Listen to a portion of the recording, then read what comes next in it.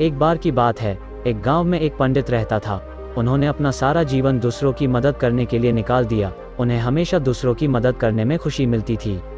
और जब उनका आखिरी समय पास आया तो यमराज ने उनसे कहा, आपने अपनी सारी जिंदगी दूसरों की मदद करने में लगा दी, इसलिए आप चाहे तो मरने के बाद स्वर्ग में भी रह सकते हैं या नर्क में भी रह सकते हैं। उस पंडित ने कुछ सोचा और कहा, पहले तो मैं नर्क में जाकर देखना चाहता हूँ कि वहाँ कैसा है।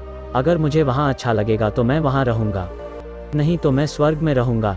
यमराज पंडित जी को नर्क में लेकर जाते हैं और जब वो पंडित वहाँ जाता है तो देखता है कि एक बहुत बड़ा सा हॉल है। वहाँ पर बहुत बड़ा टेबल लगा हुआ है, खाने का बहुत अच्छा सामान है, लेकिन फिर भी सब लोग भूखे हैं। सबके चेहरे पर उदासी है और सबकी शक्लों पर साफ दिख रहा है कि उन्होंने बहुत समय से कुछ भी नहीं खाया है।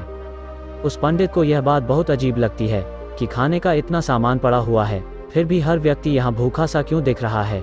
उसने इधर उधर देखा, फिर उसने गौर किया कि सबके हाथ इस तरह हैं कि कोनी से किसी के भी हाथ मुड़ नहीं रहे हैं। अब अगर हाथ किसी के मुड़ नहीं रहे हैं तो वो लोग खा कैसे रहे हैं। फिर पंडित ने यमराज से पूछा कि अब मुझे यहाँ नहीं रहना है, अब आप मुझे स्वर्ग में ले चलिए। जब वह स्वर्ग में जाते हैं तो वहाँ पर भी एक बहुत बड़ा हॉल होता है।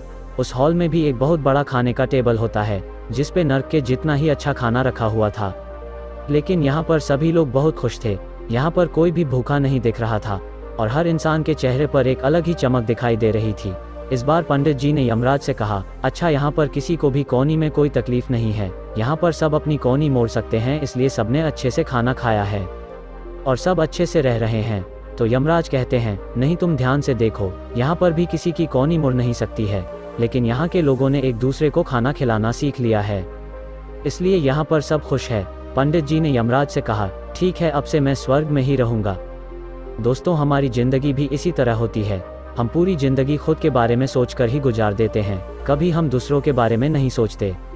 अगर हम दूसरों की मदद करेंगे तो कोई इंसान हमारी भी मदद ज़रूर करेगा और ऐसे ही हम एक दूसरे के साथ खुशियाँ बांटकर खुश रह सकते हैं, एक दूसरे का दुख कम कर सकते हैं। इस कहानी से हमें बहुत बड़ी प्रेरणा मिलती है कि हमेशा हमें जीवन में दूसरों की मदद करना चाहिए और कभी भी किसी को भी अकेला नहीं छोड़ना चाहिए। महान सेवा वही है कि हम किसी ज़रूरतमंद की इस तरह मदद करें कि बाद में वो अपनी मदद खुद ही कर सके।